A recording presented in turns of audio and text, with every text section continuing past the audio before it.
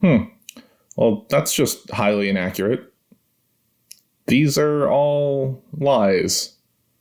Wait, what? No!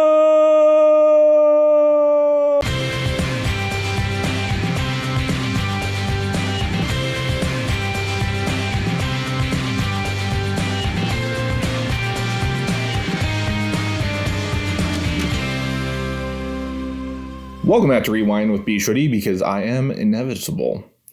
Hello there, Rewind viewers. We're going 100% digital on today's episode. This is the last Tuesday episode we have planned for a while, so I thought I would go all out. Of course, I didn't think about going all out until the very last minute, which means I wrote, recorded, and edited this all within a 24-hour time span, assuming this went up on time. Don't worry, informational episodes aren't going away. We're just going to have some restructuring when March rolls around.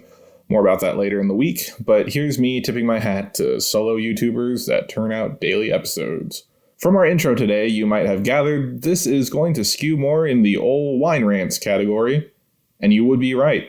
A friend of mine recently brought this infographic to my attention, mostly to just poke fun at me and not needing this channel anymore, which he found on r/coolguides, where apparently style is more important than substance.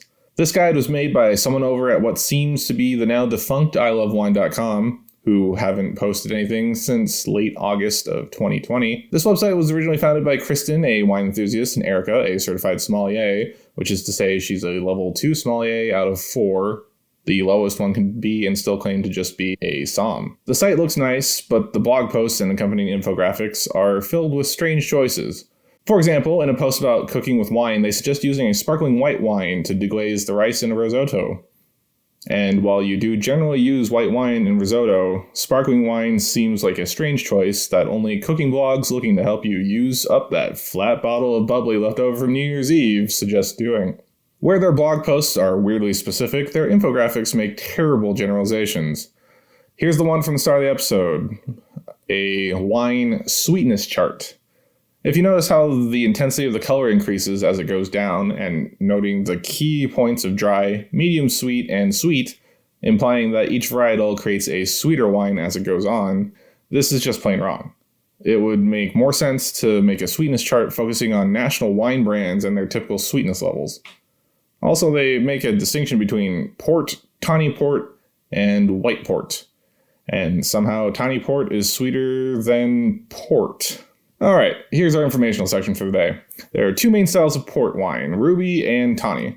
Ruby is aged for 2 or 3 years in a barrel, but usually retains its deep ruby color and fruity berry characteristics. Tawny, on the other hand, is aged in barrel so much longer than a ruby that it loses its color and becomes an amber brown. Typically 10 or more years, but even an aged tawny generally is at least 6 years or more. Tawny tends to be closer to medium dry, where ruby ports are generally sweet. The point being is that tawny ports should not be the sweetest item on that list. The further point being, how is this infographic categorizing wine? It appears to be comparing varietals until it reaches things like Lambrusco Dolce. Lambrusco is a red grape varietal, but also a region that produces semi-sparkling frizzante, red/pink wine. The Dolce signifies that the wine is very sweet, which, if you're old enough to remember the Lambruscos of the 1970s, that's generally what they were. Today, the best Lambrusco are often made secco, which is bone-dry to dry. Also, personal nitpick here, I found it odd to call most of the grapes by their English, French names and spellings,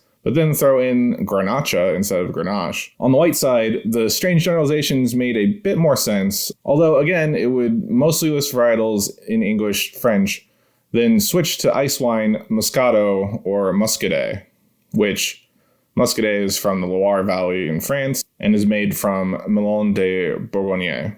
All of this is to say that there's no coherent structure to this infographic and no discernible audience, so what is its point? It hinders more than it helps. And I'm sorry to pick on ilovewine.com specifically. There are tons of other terrible wine infographics out there that deserve to be in the hot seat. Yours just happened to be sent to me from a friend and viewer. But then on your front page, you have this infographic for meat pairing, which honestly is worse than my pairing guide for Valentine's Day. Steak should be paired with big, bold red wines, and roast beef should be paired with red wines, rich in tannins. Weird how beef is being paired with full-bodied reds twice out of 3 times. And then randomly hamon is the third pairing. That's not to say some of my infographics I've been making the last few weeks aren't weak, but clearly some are made in jest or satire. And the others are made from actual experience with an episode to back it up. Furthermore, if they ever get separated from me and reposted via social media, they'd actually help their intended pairings as infographics should.